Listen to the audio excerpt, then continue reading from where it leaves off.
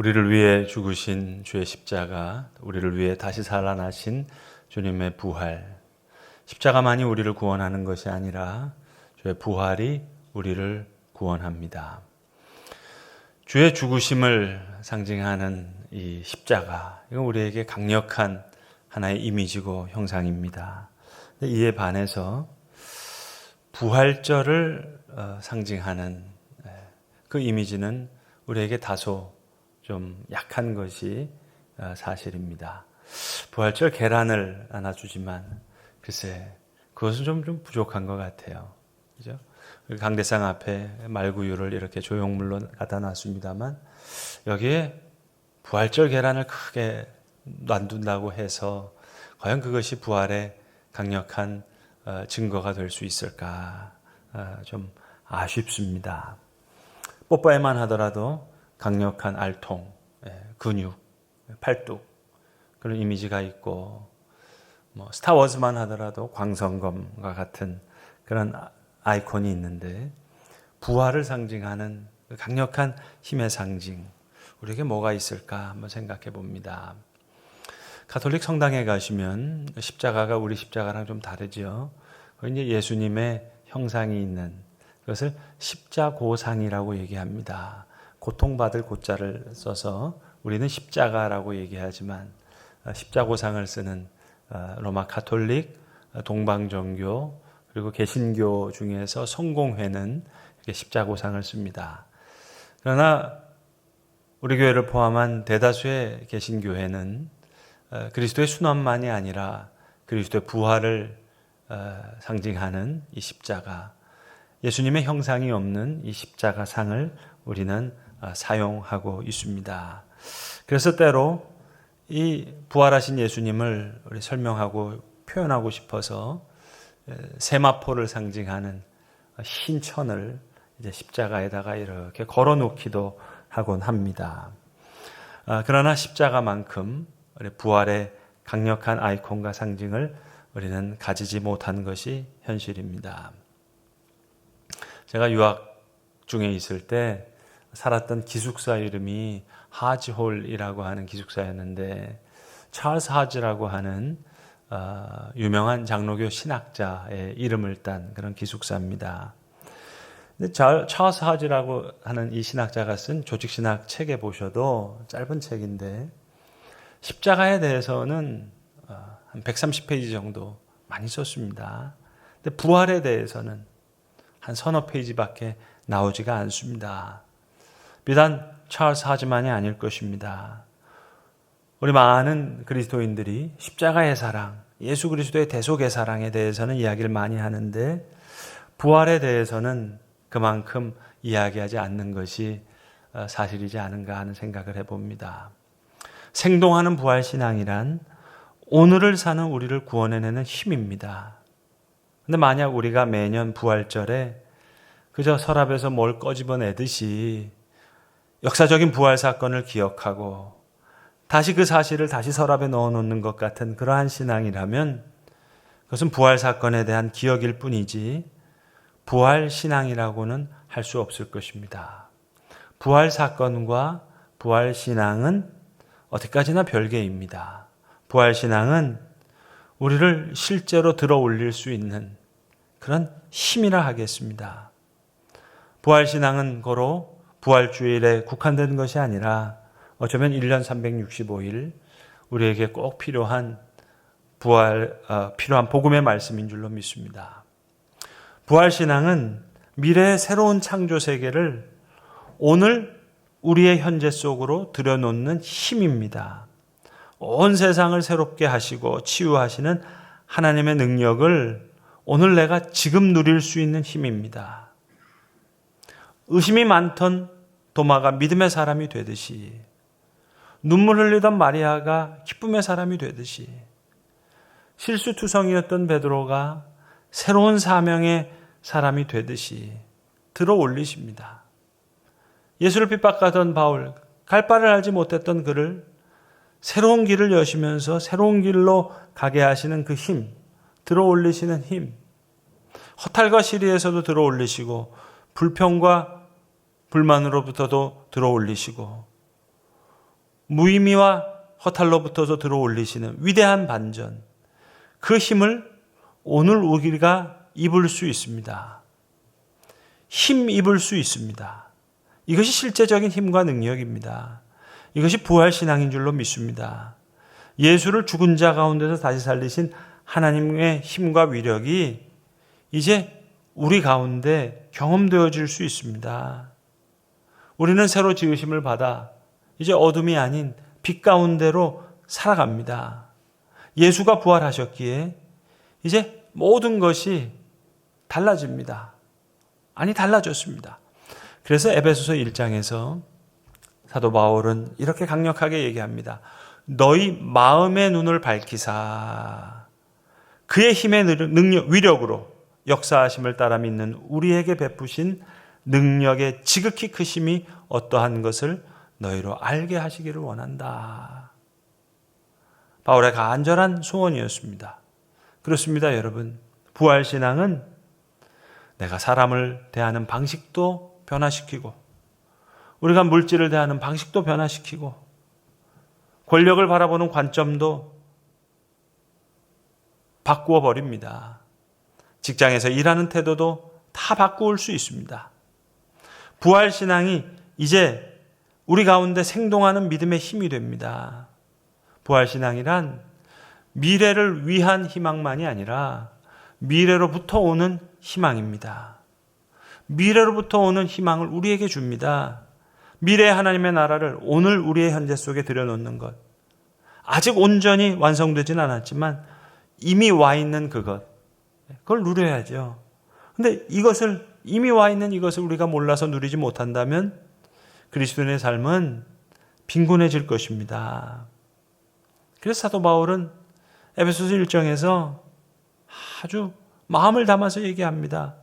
그의 능력, 곧 그리스도 안에서 역사하사 죽은 자 가운데서 다시 살리시고 하늘 우편에 앉히신 그 힘이 모든 통치와 권세와 능력과 주권과 이 세상뿐 아니라 오는 세상에 일컫는 모든 이름 위에 뛰어나게 하실 것이라고 목소리를 높여서 외칩니다. 오늘도 우리의 나약함에서 들어 올리실 수도 있고 우리의 의심에서부터 우리를 들러 올리실 수 있는 그 힘, 오늘도 우리의 슬픔에서 들어 올리실 수 있는 그 힘, 그 부활의 힘이 오늘 우리 가운데 역사하는 것, 그것이 바로 생동하는 부활신앙일 것입니다. 부활의 첫 열매가 되셨다 하는 그 첫 열매라는 뜻은 수확의 의미뿐만 아니라 이제 뒤따라 나오는 나머지에 대한 보증이라는 얘기입니다. 증표라는 얘기입니다. 그러니까 예수의 부활이 우리의 삶을 들어 올리시는 확실한 보증수표라는 말씀입니다. 예수의 부활은 우리에게 장차 올 미래가 현존한다는 그런 의미이기도 합니다. 이제 종말에 하나님의 능력이 모든 고난과 악과 죄와 죽음을 이기는 능력으로 나타날 거예요. 그런데 그 능력이 이미 역사 속에 침투에 들어와 있습니다. 그래서 누구라도 지금 그 일부를 실제로 누릴 수 있습니다. 부활하신 예수를 만나 도마가 변했다면, 마리아가 변했다면, 베드로가 변했다면, 바울이 변했다면 그 예수의 부활은 저와 여러분, 우리도 변화시킬 것입니다. 여러분, 이번 한 달 동안 우리 교역자들이 카메라를 들고 이제 우리 성도님들의 삶의 현장에 이제 찾아가서 우리 송도 예수소망교회 판 인간극장을 지금 제작 중에 있습니다. 네 편의 다큐멘터리 같은 이제 영상인데요. 인터뷰를 하면서 이제 찍습니다. 이번 수요일 날 유튜브로 1편이 이제 방송될 텐데,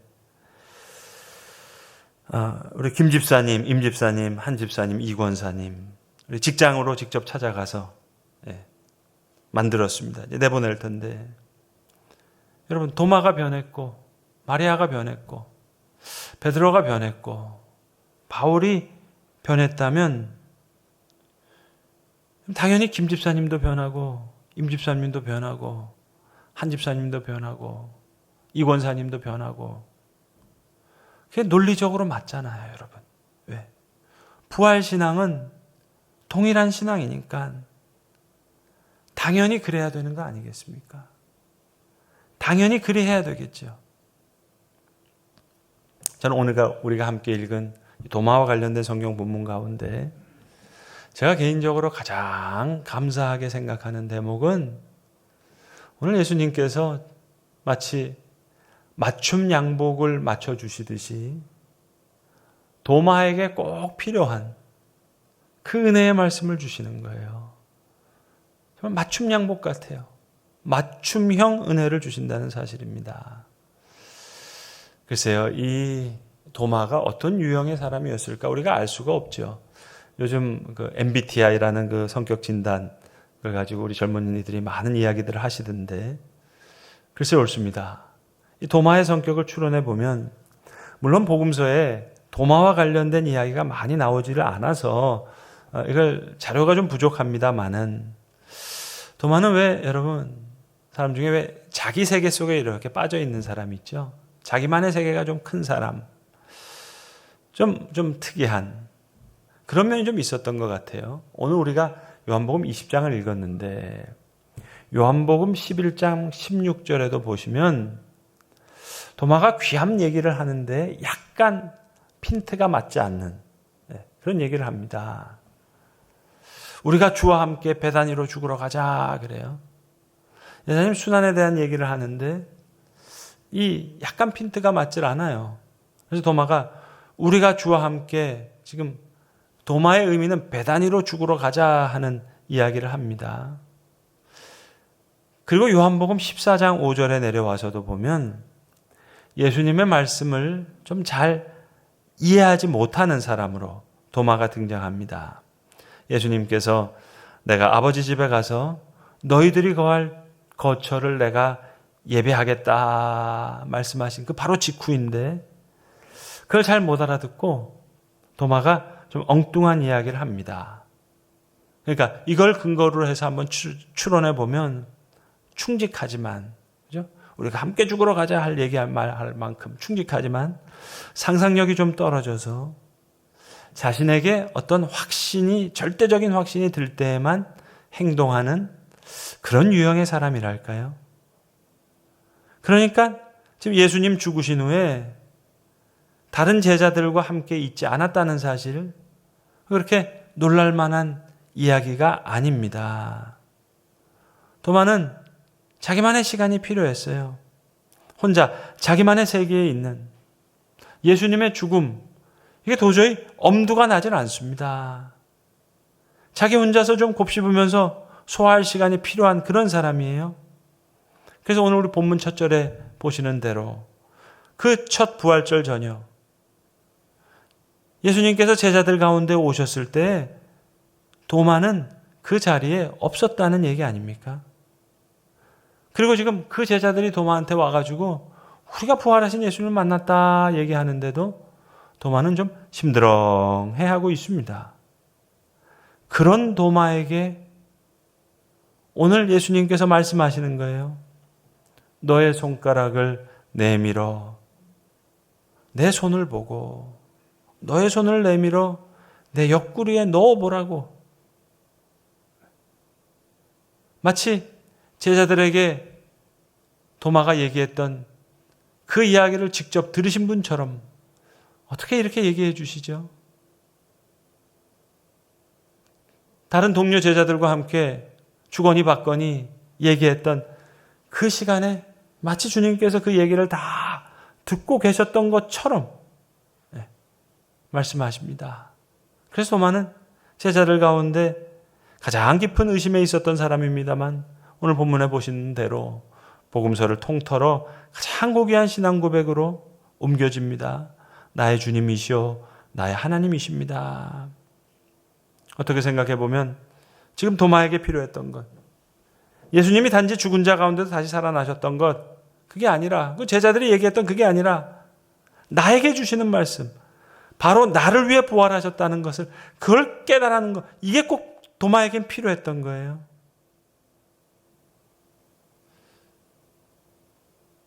이 마음을 알아주는 예수님이 있었으면 이제 여러분 도마는 그 손을 예수님의 상처에 넣어보지 않아도 이제 충분해요. 마치 나다나엘이 예수님께 나올 때 예수님, 너가 무화과 나무 아래에 있을 때 내가 너를 봤다 하는 얘기에 나다나엘이 깜짝 놀랐던 것처럼 오늘 이 말씀에 도마가 깜짝 놀랐을 것 같아요. 아, 예수님 내 모습을 바로 옆에서 지켜보셨구나. 그 느낌. 동료 제자들이 하던 말, 그거 믿지 않겠다던 내 마음, 그 마음속 깊은 곳에 있었던 그 냉소와 두려움까지도, 내 속 저 밑바닥까지도 다 보셨지만 나는 여전히 너를 사랑하고 있고 여전히 난 너 편이다. 평강이 있을 것이다. 너가 원하는 대로 다 해라. 마치 맞춤 양복처럼 다가오신 예수님의 은혜 앞에 겸허해지는 거죠. 그때 상처는 새로운 의미를 띠는 겁니다. 여러분, 우리도 도마처럼 주님이 시종 우리 바로 곁에 동행하고 계셨다는 것을 알게만 된다면 우리가 너무 놀라겠죠. 저 우리 교우들에게 종종 이런 얘기를 합니다. 근데 어떤 집사님 이렇게 신방을 가고 그러면 사업체에서 목사님, 제가 이제 여기서 돈 많이 벌어서 사업 잘해서 교회를 위해서 헌금도 많이 하고 주일 많이 하는 사람, 그런 사람 되고 싶습니다. 네, 그런 분들 만날 때가 있습니다. 참 고마운 말씀인데 제가 그때 빠지지 않고 드리는 말씀이 이겁니다. 아니요, 집사님 그저 사업만 잘하셔도 그것만으로도 하나님 기뻐하실 수 있다고. 그것만으로도 충분하다고. 빵을 만드시는 분이면 빵을 잘 맛있는 빵을 만드는 거예요. 내가 구두 만드는 사람이라면 좋은 구두를 만드는 거예요. 내가 식당을 하면 맛있는 음식을 만들어서 고객들이 좋아하는 식당을 만드는 거예요. 제품을 만드는 공장을 운영하시면 좋은 제품을 만드는 거예요. 그리고 직원들 월급 많이 주시고 돈 많이 버시면 보너스도 많이 주시고 그 하나님 기뻐하시는 일이라고. 좌우지간 돈 많이 벌어서 헌금 많이 해야지. 아니요. 알바생들한테 월급 많이 주는 거 그거 하나님 기뻐하시는 일입니다. 그거 잘하시면 된다고. 국회의원이면 국회의원, 대통령이면 대통령 잘하는 것, 그게 귀한 믿음 생활이고 그게 소명이라고.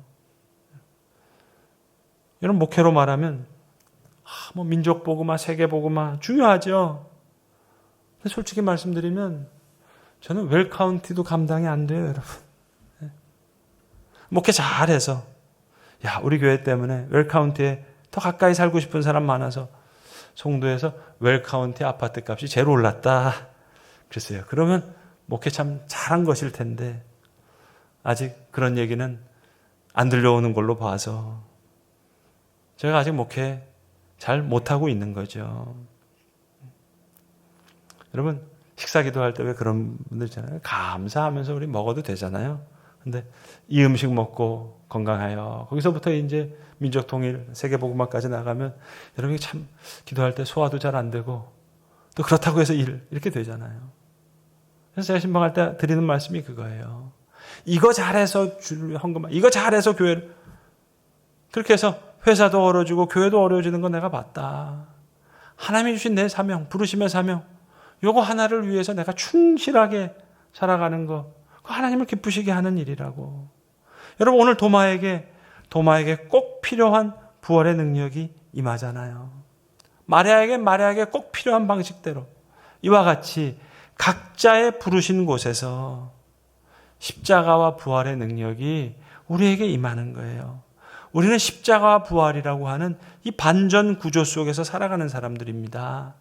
그러니까 우리는 어쩌면 거꾸로 된 나라에서 살아가는 사람들이에요.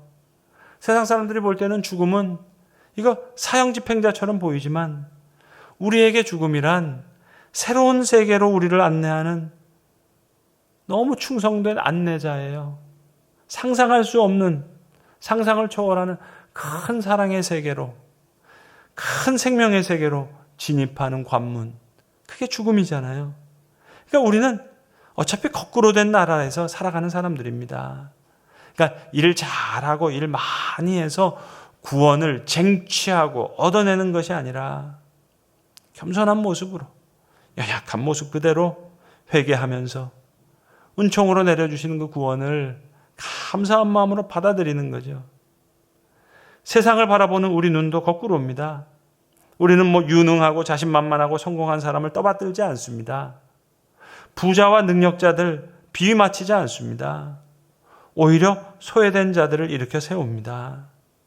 그래서 예수님 배척당하시고 정죄받으시고 고문당하시고 처형을 당하셨지만 하나님은 그리스도를 다시 살리시고 하나님 우편에 높이시잖아요.